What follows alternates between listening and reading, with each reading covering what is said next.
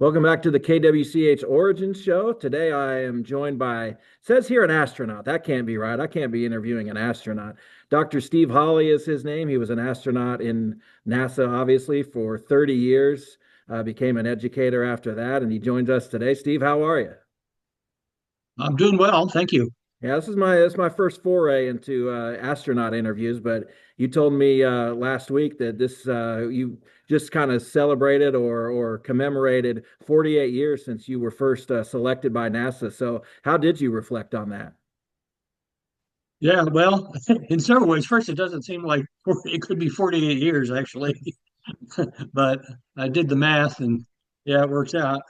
Um, I think most of the time I think about how grateful and lucky I was to have been picked, but particularly on the anniversary of our selection, um, it's a remarkable thing to I kind of stumbled into it actually. Um, and of course, it changed my life dramatically when NASA accepted me, and I've been grateful for ever since for the privilege to be part of the space program. How would you describe NASA at that time? Of course, we were finished then with the moon missions. That wasn't necessarily the goal anymore. What were the goals of the space program in the late 70s, and what were you personally working toward? Yeah, the you're right. The Apollo program had ended. Actually, it ended, I would say, prematurely in the sense that there was an Apollo 18, 19, and 20 that were scheduled to fly. I think it's Apollo 18 that's lying on its side at the Saturn anyway, at JSE. Uh, and we were transitioning from the Apollo program where a lot of people focused on the fact that it was about beating the Russians to the moon, and we accomplished that, to what NASA was sort of billing as routine access to space. The shuttle was, of course, reusable. It was supposed to fly many times. The cost per flight would be low. It'd be easy and inexpensive to get things into orbit. And that was the basis on which it was sold. So we were transitioning really from exploration to a program of utilization. At least that was the uh, advertising that people in Washington were promoting. It, of course, never was quite as routine or inexpensive as the claims back in the early 70s. Yeah, so you ended up, of course, traveling into space several times, but after joining NASA in 1978, you didn't make your first foray into space until I believe it was 1984. Is that a normal wait? What was kind of the reason for having 6 years there between? Yeah, well, part of the reason was nobody flew until 1981, because when I was picked, I think the launch date for STS-1 was March of 1979. And for a variety of technical reasons, that wasn't achievable. And so the first flight didn't actually occur until April of 81. And so, it was really 3 years after the shuttle started flying that I got my chance. Like I say, nobody flew for the first 3 years after we were picked. Yeah, and that first mission was to with the Hubble telescope. Tell me about that first. And it was planned for 1983. Would you have been on that mission as well, or did it kind of just work out that when it was late that you got to be on it? Um, well, let's see. I was first assigned to it, as I recall, in 1985 while I was training for my second flight. The Hubble deploy mission was my third mission, Okay, and my um, apologies. and so at that time we were supposed to fly in 1986. That didn't happen, of course, because of the Challenger accident. I think it wouldn't have happened anyway because there were a lot of technical issues being worked by the Hubble team. And for just one that I remember was trying to develop the software that you use to schedule all of the observations. And that was kind of behind, and the guide star catalog was kind of behind, and so I was skeptical had it not been for the Challenger accident whether we could have made that launch date. Um, and then the Challenger accident happened, and everything was delayed. And in fact, after the accident, all the crew assignments were withdrawn. And so there was a period of time where I was assigned, and then I wasn't assigned, and then probably in 1988, I was reassigned to the mission. And that's when it looked like, I had a good chance to be on the Hubble deployment mission. How big of a deal was that within NASA at the time, and did you recognize the kind of history that that was making? Um, I think I did. In fact, I remember when I was in grade school, I got interested in astronomy and wanted to grow up to be an astronomer. Hadn't really thought about flying in space, but because back in those days, all of the astronauts were military test pilots, and I'd already decided I wanted to be an astronomer. But I thought there'd be advantages to putting a telescope in space. And if there was a telescope in space, then obviously you would want astronomers to go and work with the telescope, make the observations. So I thought, well, there might be a chance for me someday to go work on a with a telescope in space. But I recognized the importance of a large telescope in space. Um, for instance, a lot of the wavelengths of light that are interesting to astronomers don't get through the Earth's atmosphere. And so you have to go to space to observe them. The atmosphere itself presents issues because it can smear out the image as the light passes through the turbulence in the atmosphere. Sometimes it's cloudy, and that uh, affects your observing. Um, so there are a lot of advantages to a big telescope in space, and I knew what this could potentially mean for my discipline for astronomy. And when we launched it in 1990, uh, I think probably I was too conservative in terms of what it meant to astronomy over the years. I don't think any of us thought it'd still be operating 35 years after almost 36 now, after we launched it, and how remarkable the changes that it has made to astronomy and our understanding of the universe. So for astronomy, it was a big deal. For NASA, it was a big deal. There was a lot of visibility. People were really interested in the idea of a big telescope in space, and I think we knew that at the time we were launching it. You mentioned that you thought the Apollo program ended prematurely. Obviously, it's kind of several years past once you were selected. But was that a goal of yours? Did you hope for an opportunity to travel to the moon, or did you recognize that that had kind of come and gone?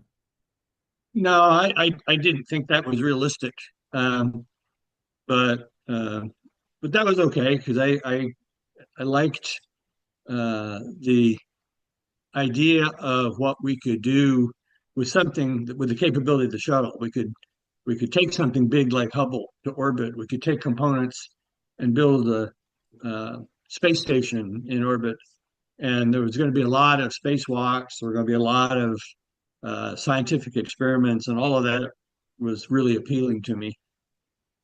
What do you think it Nobody was? gets to do everything. Yeah, it would have been fabulous to go to the moon, but Yeah. but I was pretty happy with my career. What do you think of us going back to the moon with Artemis 2 going around the moon, Artemis 3 next year landing on the moon? What are your impressions and opinions about that? Well, I think it's exciting. Um, I'm a little concerned about the complexity of the architecture. Um, for example, to put people on the moon, of course, you have to have a lander, and the lander development has been slow. The lander requires refueling in Earth orbit, which is going to be complicated and adds number of launches that have to be successful. Um, the architecture also includes basically a space station in orbit around the moon. It's called Gateway, but it would be the place where you would actually go to Gateway and then launch to the surface and back sortie missions from lunar orbit. Um, that all sounds good and is uh, a lot of it's important if you're going to stay on the lunar surface with astronauts for a long period of time. Um, but it is complicated, and I don't know whether the country, and in particular the Congress, is going to be patient enough and willing to fund the program as it's laid out. How did space travel kind of evolve over your 30 years with NASA, and particularly between your five missions into space? How did those kind of evolve and improve? I think that we got over time, we got more uh, confident in what the shuttle could do. And if you look at the kind of missions we were flying in the early days, mostly we were launching satellites from the shuttle. And later we took on more complicated missions, such as servicing the Hubble, um, and ultimately building the International Space Station. So there's an evolution over time of the complexity of the things that we were able to do with the shuttle, which led to having this wonderful observatory in orbit and also the space station.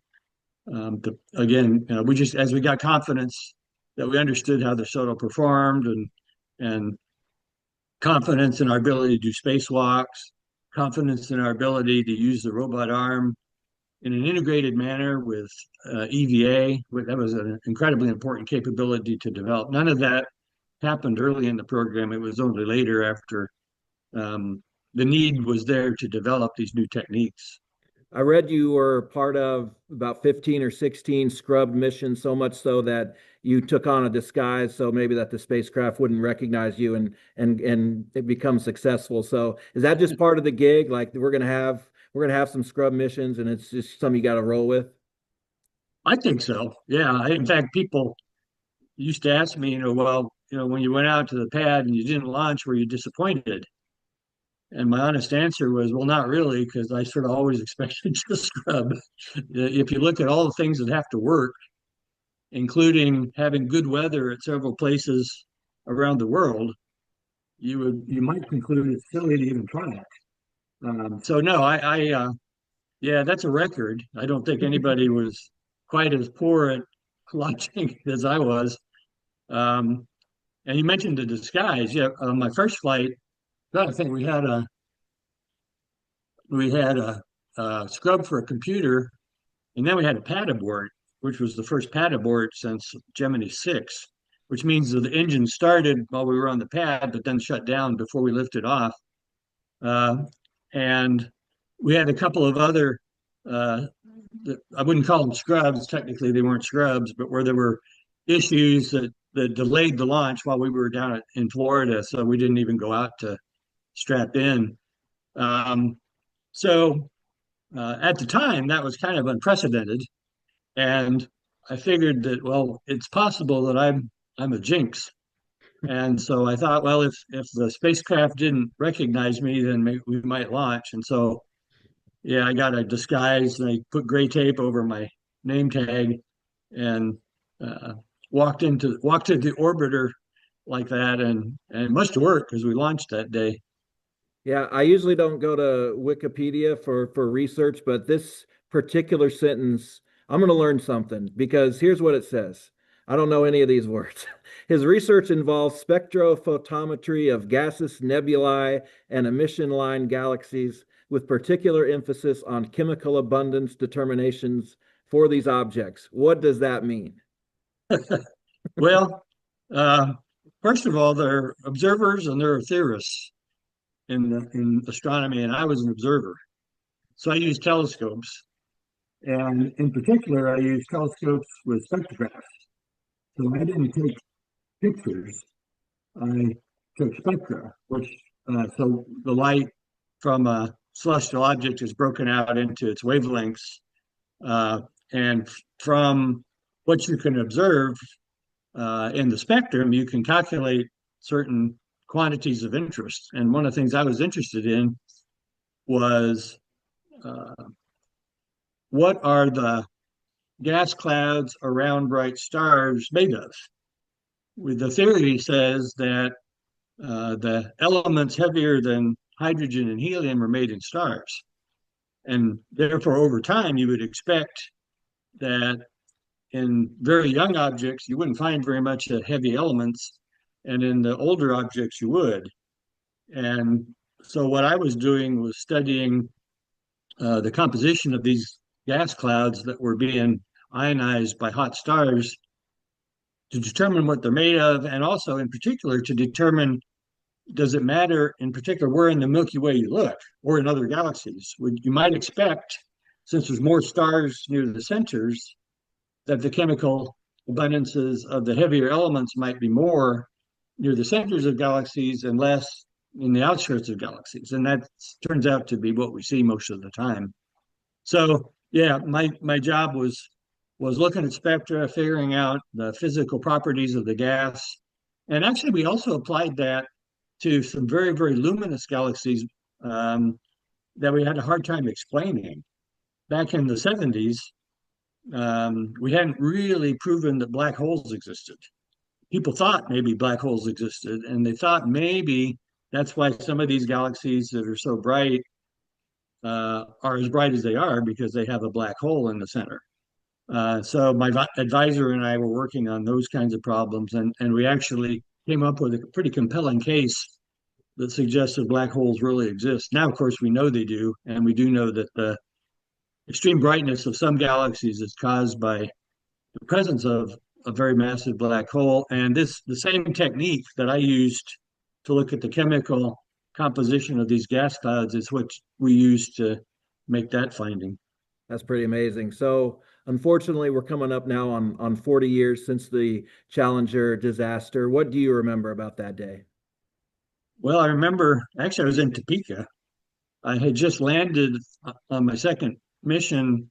I think it was 10 days earlier, and I had uh, a commitment to be with the governor for Kansas Day. And so I had flown up to Topeka that morning to be there for there were events that night and the next day. And um, normally I would have missed the launch. I would have been airborne, but the launch was delayed. And so I landed in Topeka and there was still time to go find a TV and watch the launch. So I was sitting in base operations at Forbes in Topeka when I saw the launch and saw the accident. And it wasn't too much longer that a guy came in and said, there's a phone call for you. And it was Houston, and they were recalling me to the Space Center. And so Kansas astronaut Joe Engle flew up and picked me up, and he and I went back to Houston. And the next day, I got sent to Florida to be part of the investigation. Um, so I think uh, pretty quickly we knew what had happened, although it took a little bit longer to figure out why it happened. We had some ground-based cameras that were able to show that we had a burn through of the aft field joint on one of the solid rocket boosters. And so that led to the breakup of the vehicle. And then the investigation was looking into why there was a burn through. And it was determined that the burn through was caused primarily, well, you could say it was an inadequate design. The temperatures, of course, were very cold the night before launch, and the vehicle had not been really certified for launching in those temperatures. And then we found out how the joint worked and how the O-ring loses its ability to seal the gap if it's really cold. And so ultimately the joint was redesigned, and I think an extra O-ring was added. And so we had a far more robust design, but the design was inadequate for the conditions in which we were using it. And you had been on a crew with Judith Resnick, who was killed in that disaster. So, what was she like as a person? What do you remember about her? Oh, I really like JR. We were really good friends. Uh, she's an electrical engineer, and she was very, very good, very smart, had a great sense of humor. Back as one of the first female astronauts, she tended to get a lot of kidding from some of the guys. And I always admired the fact that she could give it just as good as they could. And so she was a great crewmate. Uh, really liked being on a crew with her. Great sense of humor. Uh, I still miss her to this day. Miss the other members, well, all the crew, but specifically the other members of our class, the 35 new guys, Judy and Elle and Ron and Dick Scobie. Elle and Dick and I worked together processing vehicles for the early shuttle missions before we were assigned. Uh, and as you mentioned, JR and I flew together in 1984. Do you think are astronauts a fraternity? Do you kind of know everybody? Do you kind of get to know everybody? Obviously, you're working toward a similar goal and have knowledge that very few people have. So is it how close are astronauts? Yeah, I would say, well, from my experience, I would say very. My best friends today are, the members of our astronaut class of 1978 or guys I flew with. I'm still in touch with a lot of them. Um, and yeah, I think you develop a close relationship um, going through an experience like that uh, with I would say a small group. Your crew is a small group. I don't know if the 35 new guys would be considered a small group, but with the experience that we shared, being the first shuttle astronauts picked, going through the training, getting assigned to our first flights, and all of that, I think naturally brought us together. How much you retired in 2008. You became a an educator at the University of Kansas. Following that, how much do you enjoy passing your knowledge along to young people? Yeah, and in particular, I enjoyed when I had the chance to share the new Hubble discoveries that were coming out uh, frequently, still are, with my astronomy majors at KU. I really wanted them to appreciate what uh, an asset like Hubble could mean to the discipline. And of course, now we have JWST, which is maybe even more remarkable than Hubble has been. Um, and I think there were some lessons learned from my experience at NASA that I could share that were generally applicable. Naturally, a lot of the students wanted to talk about what I did at NASA, and I was happy to do that. But you have a chance to talk about uh, things like leadership, teamwork, um, discipline that are applicable to almost anyone's future. I saw where you said that maybe Matt Damon might be someone who'd play you in a movie because he was in The Martian. Obviously, the Right. resemblance is striking. But is there a space movie that gets it right to you, or maybe more than one? I'm sorry, ask the question again. Is there a space movie that kind of gets it right, that captures what it is? Uh, well, can't think of one that I would say, got it right. Um, for example, The Martian gets a lot of things right, but there's not enough momentum in a dust storm on Mars to knock the lander over. So that key element probably is very unrealistic. Um, I don't know. Maybe it's okay though because you make an interesting movie, you got to have some drama. I actually thought that 2001 did a nice job of trying to get it right as best they could. The way they simulated weightlessness and I don't know, maybe Apollo 13. My issue with Apollo 13 was uh, how they portrayed the men in mission control, the men and women. Well, there probably weren't women in mission control back then, but um, I thought they did not capture how disciplined and focused on business the real controllers are. Um, but I do remember that uh, the scenes with the astronauts floating in the crew module and the lunar module were very realistic because what they did was they came down to Houston and we flew mock-ups of the LEM and the command module in our zero-G airplane. And so those scenes were actually filmed in weightlessness in the airplane. And so that made for a very realistic depiction of the astronauts moving about in the spacecraft. I don't think any other uh, movie has gotten to that extreme to capture what it's like to be in weightlessness. And you yourself got to perform. You were on the show Home Improvement back in 1998. I have to imagine that wasn't an opportunity that you thought would come along, was it? No, it wasn't. I was lucky because uh, on my fourth mission, our commander was Ken Bowersox, and Ken was also the pilot on the first Hubble servicing mission. And that whole crew was invited to be on Home Improvement, uh, and they brought some tools along and talked about, doing work on the Hubble.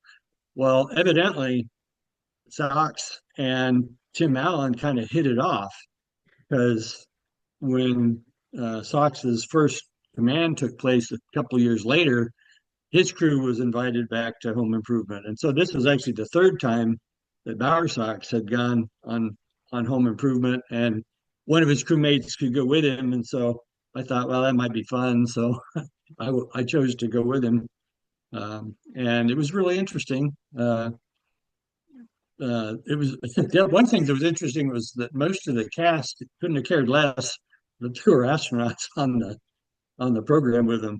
Of course, my appearance was not the first. There had been obviously several other astronauts, so it was kind of old news by the time I did it. So, what do you see as the future of our space program? What do you think we want to accomplish? Where is it going from here, in your opinion? Well, it's interesting, I guess, because I think ultimately the goal of going back to the moon and onto Mars is the right one. How we do that, we can talk about, but um, the words have to match the commitment. I mean, the budget, well, I don't know that we have a budget yet, but the budget discussions have not filled me with optimism that, the country is going to support that kind of an undertaking. Um, and so I don't really know where we're going. Um, we're going to try to execute the plan as it exists, but and I think there's a sentiment that we're in a race now, not with Russia, but with China, at least to get back to the moon. And it's conceivable we could lose that race, and I don't know what that would mean ultimately. Um, so again, I think there are goals that are worthy. Whether or not there's a commitment to underlying those goals, I don't know. And in particular, I remember talking to Dr. Chris Kraft about all of this several years ago, and he had a concern that I share, which is I think Artemis 1 flew in 2022, and if we fly Artemis 2, in a month or so, we're looking at 3 to 4 years between missions, and I don't know if that if we could sustain public interest if we're only flying every 3 or 4 years. Uh, so there are a lot of questions I have about whether what we have is executable, but I do think it's the right objective. Well, Steve, this has been fantastic. It's been an honor to speak to you. Really a privilege. Thanks for sharing your knowledge and your experiences. I appreciate it. No problem. I'm happy to do it. Thanks for the opportunity. Thank you.